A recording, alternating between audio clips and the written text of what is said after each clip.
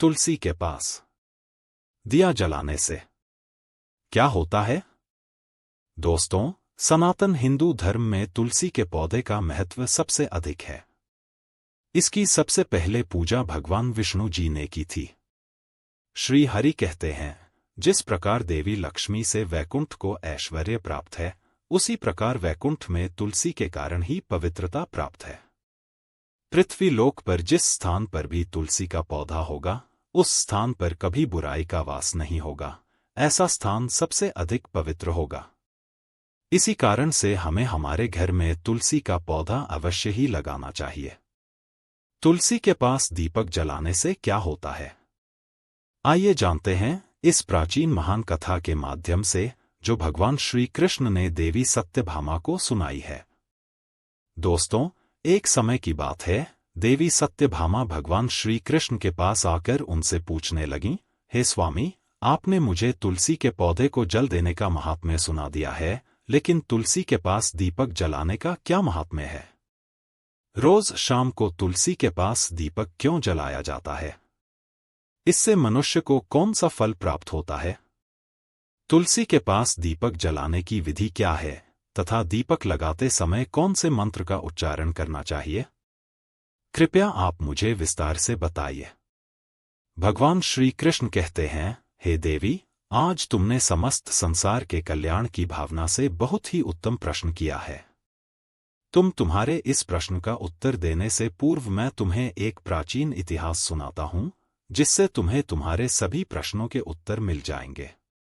शाम को तुलसी के पास दीपक जलाने से जो फल मिलता है, उसी का वर्णन मैं इस कथा में करूंगा। इसीलिए तुम इस कथा को ध्यानपूर्वक सुनना। इस कथा को ध्यान से पूरा सुनने मात्र से ही मनुष्य को 100 वर्षों तक तुलसी के पास दीपक जलाने का पुण्य प्राप्त होता है। देवी सत्यभामा कहती हैं, हे प्रभु, मैं कथा को सुनने के लिए उत्सुक हूं, कृपया आप इस कथा को मुझे सुनाइए। मैं इस कथा को ध्यानपूर्वक सुनूंगी। तब भगवान श्री कृष्ण देवी सत्यभामा को वह कथा सुनाने लगते हैं। हे देवी, पूर्व काल की बात है, दक्षिण दिशा में तुंगभद्रा नाम की एक बहुत बड़ी नदी है। उसी नदी के किनारे हरिहरपुर नाम का एक अत्यंत सुंदर नगर बसा हुआ है। उसी नगर में हरि दीक्षित नाम के एक ब्राह्मण निवास करते थे। वे अत्यंत गुणवान, चरित्रवान, धर्म कार्य करने वाले तथा वेदों के मार्ग पर चलने वाले थे। उन्होंने समस्त शास्त्रों का अध्ययन किया हुआ था। उसी ब्राह्मण की एक पत्नी थी, जिसे लोग दुराचार कहकर पुकारते थे, क्योंकि उसके कर्म ही उसके नाम के अनुसार थे।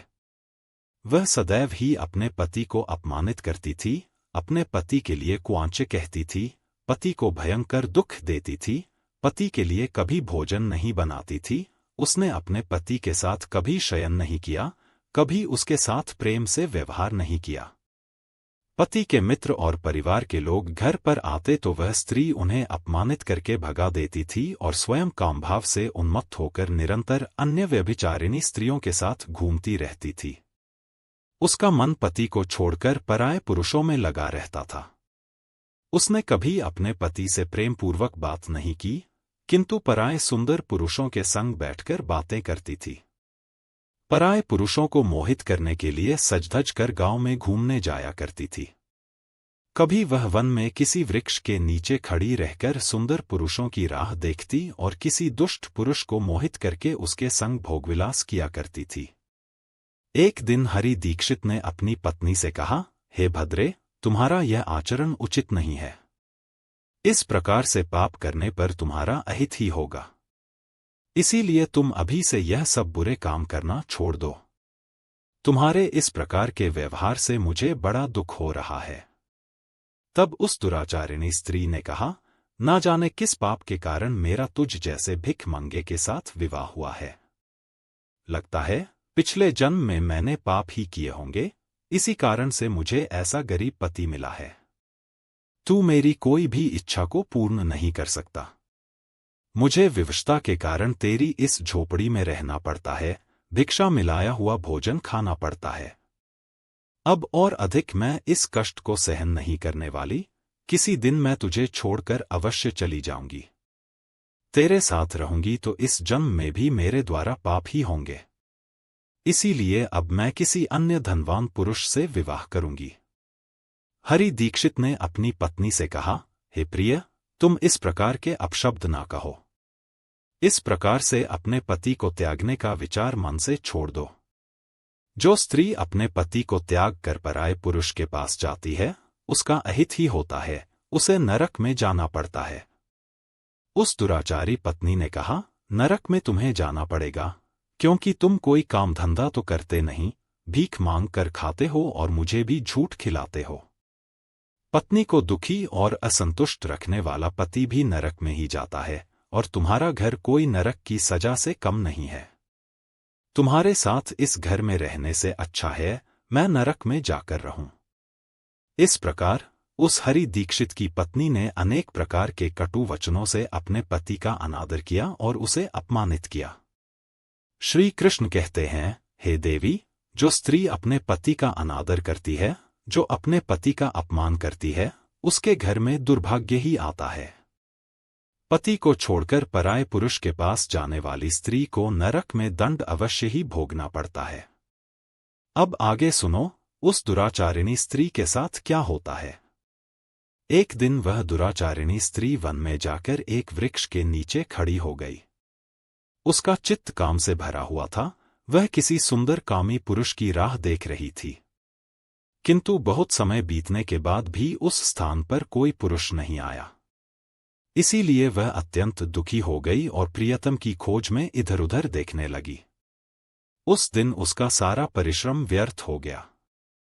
वह वहां खड़ी होकर नाना प्रकार की बातें कहकर विलाप करने लगी, हाय हाय, आज तो इस मार्ग से कोई भी सुंदर पुरुष नहीं आया। अब मैं कैसे अपनी काम शांति करूं? आज की रात कैसे बीतेगी? कौन मेरे इस सुंदर शरीर का उपभोग करेगा? मेरी जवानी और सुंदरता तो अकारण ही नष्ट हो रही है, कोई भी इस सुंदर शरीर को पाने की कामना नहीं करता। अब मैं कहाँ जाऊं? कौन मुझे अपनाए? कौन मेरे साथ भोग विलास करेगा?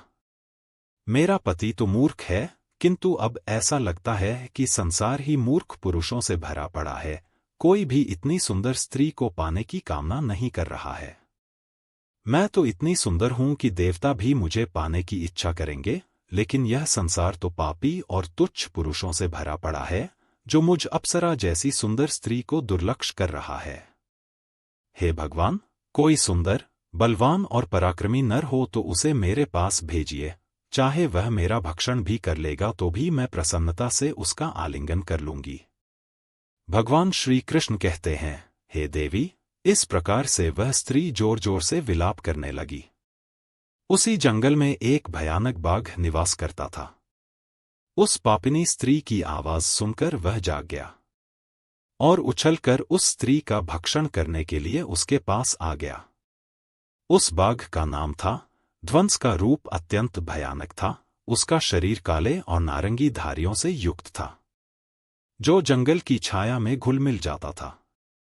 उसकी आंखें अंगारे की तरह लाल थी, जो अंधेरे में भी चमकती थी। उसके जबड़े से लंबे तीक्ष्ण दांत बाहर निकले हुए थे, जो किसी भी जीव को चीरने के लिए पर्याप्त थे। उसकी गहरी गर्जना पूरे वन में गूंजती थी, जिससे आसपास के जीव कांप उठते थे। ध्वंस की लंबी मजबूत पूंछ उसकी ताकत का प्रतीक थी। वह अपनी मांसल बलिष्ठ टांगों से जंगल में तेजी से दौड़ सकता था। ध्वंस का पूरा शरीर शक्तिशाली मांसपेशियों से भरा हुआ था, जिससे वह एक ही झपट्टा में अपने शिकार को धराशायी कर सकता था। उसकी नाक से बार बार गर्म सांसें निकलती, मानो वह हर पल अपने अगले शिकार की तलाश में हो। ध्वंस का एकमात्र लक्ष्य उन पापी और दुराचारी लोगों का भक्षण करना था, जिन्हें उसकी नियति ने उसे सौंपा था। उस भयंकर बाघ को अपने सामने खड़ा हुआ देखकर उस स्त्री के पसीने छूटने लगे। वह भय से थरथर कांपने लगी। वह स्त्री कुछ करती इतने में ही उस बाघ ने अपने पंजे से उसे घायल कर दिया और वह स्त्री जमीन पर गिर पड़ी। जमीन पर गिरते ही वह स्त्री चिल्लाते हुए बोली, अरे बाघ, तू किस लिए यहाँ पर आया है? मुझे क्यों मार रहा है? मैं यहाँ पर अपने प्रियतम को खोज रही थी। तू मुझे छोड़ दे, मेरा भक्षण करके तुझे क्या मिलेगा? उस स्त्री की यह बात सुनकर वह भयानक बाघ क्षण भर के लिए रुक गया और हंसते हुए बोला, हे दुष्टा, आज विधाता ने तुझे मेरा ग्रास नियुक्त किया है। तुझ जैसी पापिनी स्त्रियों का भक्षण करना ही मेरा काम है, तभी मुझे इस शरीर से मुक्ति मिलेगी। वह स्त्री कहने लगी, हे बाघ, तुम कौन हो? मुझे सच सच बताओ, तुम्हें किस कारण से बाघ होना पड़ा और तुम मुझ जैसी स्त्रियों का भक्षण क्यों करते हो? पहले मुझे सारी बात बताओ और फिर मेरा भक्षण करो। फिर ध्वंस नाम के बाघ ने कहा, हे पापिनी, मैं तुम्हें मेरे पूर्व जन्म का वृतांत सुनाता हूं कि किस कारण से मुझे बाघ होना पड़ा। पूर्व काल में दक्षिण देश में अमलापाहा नाम की एक पवित्र नदी बहती थी। उसी नदी के तट पर मुनिपर्णा नाम की एक नगरी बसी हुई थी। यह नगरी अपने सुंदर मंदिरों, शांत वातावरण और धार्मिक अनुष्ठानों के लिए प्रसिद्ध थी। वहां एक ब्राह्मण का परिवार निवास करता था। मैं उस परिवार में जन्मा था। मेरा नाम वेदानंद था। मेरे पिता एक आदर्श ब्राह्मण थे जो यज्ञ, हवन और धार्मिक अनुष्ठानों का पालन करते थे। उस बाघ ने आगे कहा, हे स्त्री, मैंने अपनी किशोरावस्था में वेदों का अध्ययन किया और यज्ञ आदि धार्मिक कार्यों में पारंगत हो गया, लेकिन जैसे जैसे मैं बड़ा हुआ, मेरे मन में धन का लोभ बढ़ता गया। अनेक यज्ञों का आयोजन किया, लेकिन वे यज्ञ धार्मिक उद्देश्य से नहीं, बल्कि धन के लिए थे। मैं पापियों के साथ बैठता था जो धर्म का पालन नहीं करते थे और उनका भोजन करता था। मैंने धन के लोभ में उनके अनुचित कार्यों का भी समर्थन किया। धर्म के मार्ग से भटकते हुए मैंने उन वस्तुओं का सेवन भी किया जिन्हें ब्राह्मणों को नहीं लेना चाहिए। मेरा मन इतना लोभ में हो गया था कि मैं बहाने से दूसरों से धन लेता और फिर उसे वापस नहीं करता। मैंने अनेक प्रकार के छलकपट किए और इस प्रकार पाप करते हुए कई वर्ष बीत गए। समय के साथ मेरा शरीर कमजोर हो गया, बाल सफेद हो गए, आंखें धुंधली हो गईं और मुंह के दांत गिर गए। परंतु धन का लोभ अब भी मेरे मन से नहीं गया और मैं पाप करता रहा। उस बाघ ने अपने दुख भरे स्वर में आगे कहा, एक दिन धन के लालच में मैं फिर से नदी के किनारे गया। वहां मैंने अन्य धूर्त ब्राह्मणों के साथ मिलकर लोगों को ठगा। हम सभी ने झूठे मंत्रों का उच्चारण किया और बिना विधि विधान के ही देवी देवताओं का पूजन किया। इसका उद्देश्य केवल अधिक से अधिक धन दान में प्राप्त करना था। हमने लोगों को धर्म के नाम पर धोखा दिया। उस दिन मैंने काफी धन एकत्र किया, लेकिन उसी समय मेरे साथ एक भयानक घटना घटी। मैं उसी दिन नदी के तट पर बैठा हुआ था, तभी एक बीमार और भटकता हुआ कुत्ता मेरे पास आया। मैंने उसे दुत्कार कर भगा दिया, लेकिन वह क्रोध में आकर मेरे पैर में काट बैठा। मैं मूर्छित होकर वहीं गिर पड़ा। उसी क्षण मेरे प्राण निकल गए। मेरी मृत्यु के बाद यम के 2 दूत प्रकट हुए। वे काले और भयानक रूप वाले थे और उनके हाथों में जंजीरें थीं। उन्होंने मुझे पकड़ लिया और यमपुरी की ओर ले गए। यमपुरी में मुझे यमराज के सामने खड़ा किया गया। यमराज ने अपने दिव्य सिंहासन से चित्रगुप्त को आदेश दिया कि वे मेरे कर्मों का लेखा जोखा प्रस्तुत करें। चित्रगुप्त ने बड़े ही गंभीर स्वर में कहा, हे धर्मराज, यह ब्राह्मण जिसका नाम वेदानंद था, ने अपने जीवन में घोर पाप किए हैं। इसने धर्म के नाम पर लोगों को ठगा, झूठे मंत्रों का उच्चारण कर यज्ञ किए और भगवान का अपमान किया। यह धन के लालच में धर्म से दूर हो गया। इसने कभी भी धर्म का पालन नहीं किया। इसीलिए यह पापी ब्राह्मण नरक जाने के योग्य है। फिर यमराज ने अपने दूतों को आदेश दिया, इस पापी को नरक की अग्नि में डाल दो।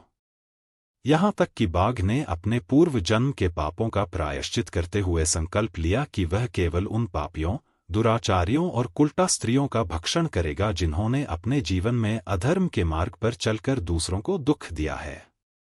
उसे विश्वास था कि इस प्रकार से वह अपने पापों से मुक्ति पा सकेगा और इस शरीर से जल्द ही मुक्त हो जाएगा। भगवान श्री कृष्ण कहते हैं, हे देवी, इस प्रकार उस बाघ ने अपने पूर्व जन्म का वृत्तांत सुना दिया और उस स्त्री से कहने लगा, हे पापिनी, तेरे आचरण से तू कुलटा दिखाई पड़ती है। अपने पति को छोड़कर तू इस वन में अन्य पुरुषों के साथ भोगविलास करने के लिए आई है। इसीलिए आज तू मेरा ग्रास अवश्य बनेगी। इतना कहकर उस बाघ ने अपने तीक्ष्ण नखों से उस पापी स्त्री को मारकर उसे खा लिया और फिर वह बाघ उस स्थान से चला गया। उस स्त्री की मृत्यु के बाद उस स्थान पर यम के 2 दूत प्रकट हुए और उस पापिनी स्त्री को उठाकर यमपुरी ले गए। वहां पर उसे यमराज के सामने खड़ा किया गया। फिर चित्रगुप्त ने उस स्त्री का लेखा जोखा निकालते हुए यमराज से कहा, हे धर्मराज, इस स्त्री ने अपने जीवन में घोर पाप किए हैं। इसने अपने पति का अनादर किया और अपनी इच्छाओं के लिए धर्म के मार्ग को छोड़ दिया। यह पापी स्त्री नरक जाने के योग्य है। हे धर्मराज, यह स्त्री तो अत्यंत पापिनी है। इसने घोर पाप किए हैं। इसने व्यभिचार किया है। इसने अपने पति की कभी सेवा नहीं की और अपने पति को भूलकर पराये पुरुषों के संग भोगविलास करती थी। उसके पापों को सुनकर यमराज अत्यंत क्रोधित हो गए और उन्होंने उस स्त्री को अग्नि से भरे हुए कुंडों में डालने का आदेश दिया। यमराज के आदेश को सुनकर वह स्त्री अत्यंत भयभीत हो गई और फिर वह दुराचारिणी स्त्री यमराज से कहने लगी, हे धर्मराज, कृपया मुझे मेरे पापों के लिए क्षमा करें। मैंने यह अनजाने में पाप किए हैं। कृपया मुझे प्रायश्चित का अवसर प्रदान करें।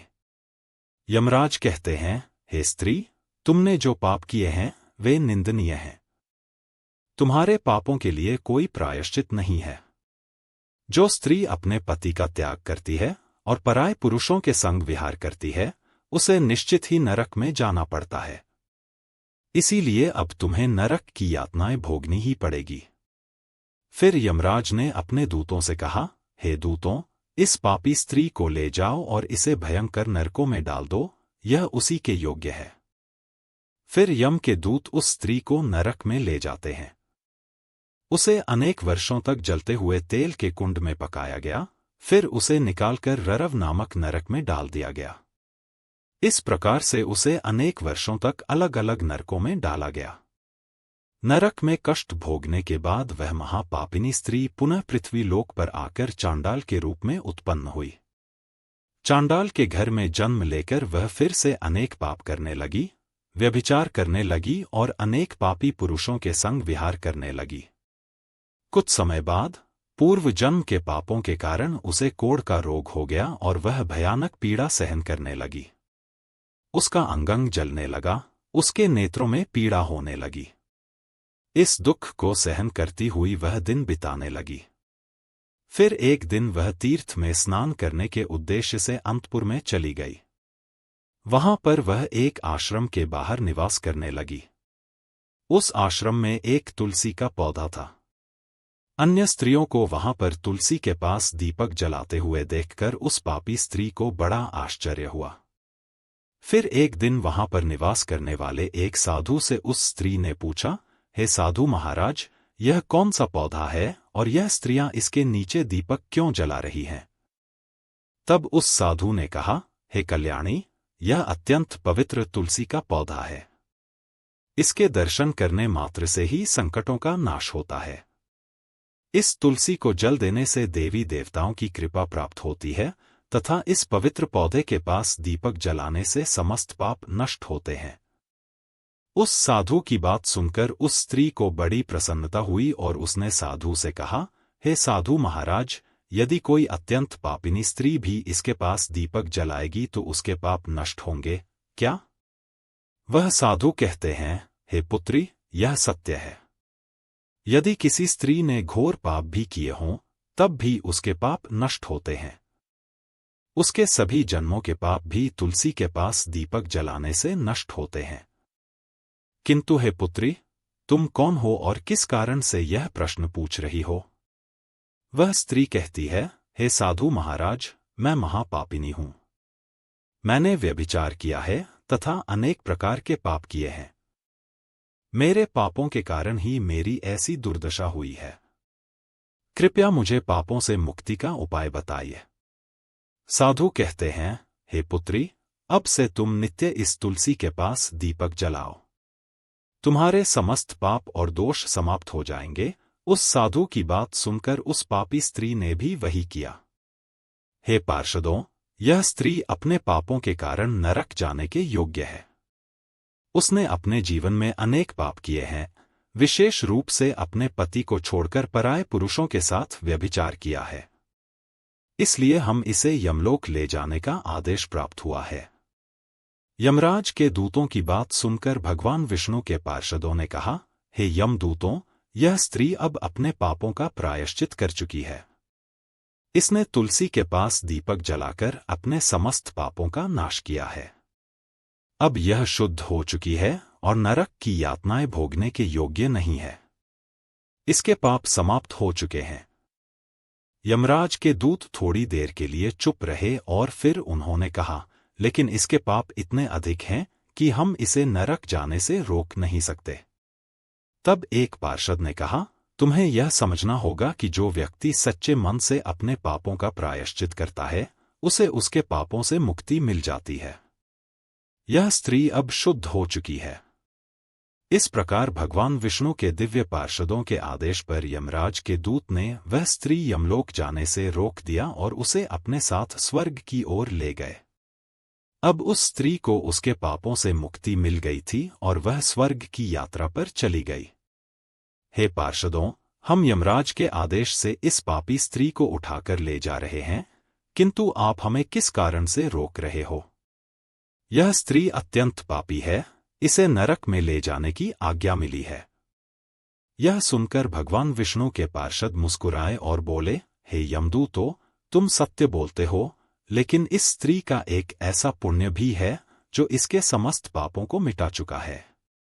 क्या तुमने देखा नहीं कि इसने अपने जीवन में संध्या के समय तुलसी के समीप दीपक जलाया है? यमदूतों ने चकित होकर पूछा, हे पार्षदों, क्या केवल तुलसी के समीप दीपक जलाने से इसके समस्त पाप नष्ट हो सकते हैं? भगवान विष्णु के पार्षदों ने गहन दृष्टि से यमदूतों की ओर देखा और समझाया, तुम इस बात को नहीं समझते यमदूतों, तुलसी भगवान विष्णु की परम प्रिय है, और जो भक्त श्रद्धा और भक्ति से तुलसी के समीप दीपक जलाता है, वह विष्णु की कृपा का पात्र बन जाता है।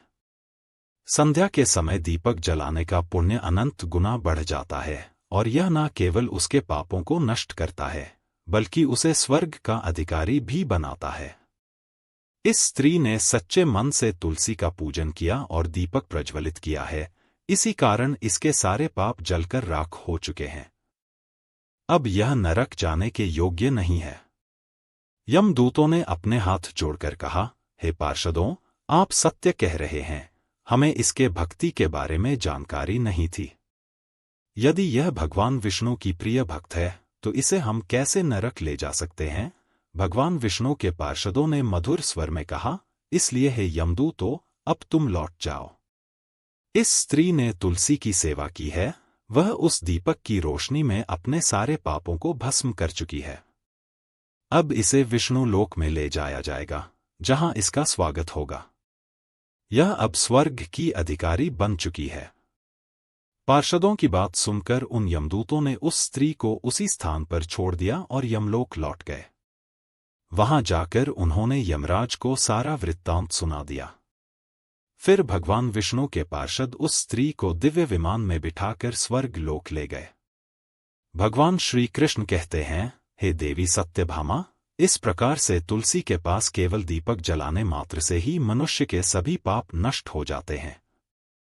जो स्त्री नित्य शाम को तुलसी के पास दीपक जलाती है, वह सौभाग्यशाली बनती है, उसके पूर्व जन्मों के सभी पाप नष्ट हो जाते हैं, उसे सुख समृद्धि की प्राप्ति होती है।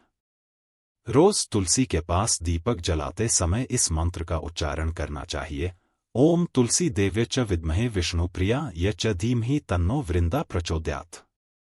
श्री कृष्ण कहते हैं, हजारों अमृत के घड़ों से नहलाने पर भी श्री हरि को उतनी तृप्ति नहीं होती जितनी वे मनुष्यों के द्वारा तुलसी का एक पत्ता चढ़ाने से प्राप्त करते हैं। 10,000 गोदान से जो फल प्राप्त होता है, वही फल तुलसी पत्र के दान से पा लिया जाता है। जो मृत्यु के समय अपने मुख में तुलसी पत्र का जल पा जाता है, वह संपूर्ण पापों से मुक्त होकर श्री कृष्ण के धाम जाता है। जब भक्त तुलसी के पास दीपक जलाता है, तो उस प्रकाश में निहित ऊर्जा नकारात्मक शक्तियों को नष्ट करती है और सकारात्मकता का संचार करती है। यह आध्यात्मिक वातावरण को शुद्ध करता है और घर में देवताओं की कृपा को आकर्षित करता है। दीपक का प्रकाश अज्ञान के अंधकार को दूर करता है और ज्ञान की ज्योति को प्रज्वलित करता है। तुलसी के पास दीपक जलाने से मनुष्य के भीतर शुद्धता और पवित्रता का भाव उत्पन्न होता है, जिससे उसकी भक्ति और ध्यान की शक्ति बढ़ती है। यह मान्यता है कि जब व्यक्ति तुलसी के पास दीपक जलाकर उसकी आरती करता है तो भगवान विष्णु का ध्यान अधिक सरलता से प्राप्त होता है। यह साधक के मन को स्थिर और शांति की ओर ले जाता है, जिससे ध्यान में एकाग्रता बढ़ती है। तुलसी के पास दीपक जलाने का अनुष्ठान सूर्यास्त के समय करना अत्यंत शुभ माना जाता है। इस समय दीपक जलाकर तुलसी माता की आरती की जाती है और भगवान विष्णु का स्मरण किया जाता है। इसे करने से विशेष पुण्य प्राप्त होता है। प्रतिदिन संध्या समय में तुलसी के पास दीपक जलाते समय ओम नमो भगवते वासुदेवाय मंत्र का जाप करना चाहिए। यह मंत्र घर की नकारात्मकता को दूर करता है और भगवान विष्णु की कृपा प्राप्त करता है। तुलसी के पास घी या तिल के तेल का दीपक जलाना शुभ होता है। घी का दीपक अधिक पवित्र माना जाता है, लेकिन यदि संभव ना हो तो तिल के तेल का दीपक भी जलाया जा सकता है। तिल के तेल का दीपक नकारात्मक ऊर्जा होने में सहायक होता है। ऐसा कहा गया है कि जो भक्त प्रतिदिन तुलसी के पास दीपक जलाता है उसे 7 जन्मों तक पुण्य मिलता है और वह कभी भी दरिद्रता का सामना नहीं करता। उसके घर परिवार में हमेशा सुख, शांति और खुशहाली बनी रहती है। धार्मिक ग्रंथों में वर्णित है कि तुलसी के पास दीपक जलाने से पितृदोष, गृह दोष और काल सर्प दोष जैसी बाधाएं भी दूर हो सकती हैं। इस उपाय से घर में नकारात्मक ऊर्जा का नाश होता है और सकारात्मक ऊर्जा का संचार होता है। तुलसी के पास दीपक जलाने से आत्मा की शुद्धि होती है और यह जन्म जन्मांतर के पापों का नाश करता है।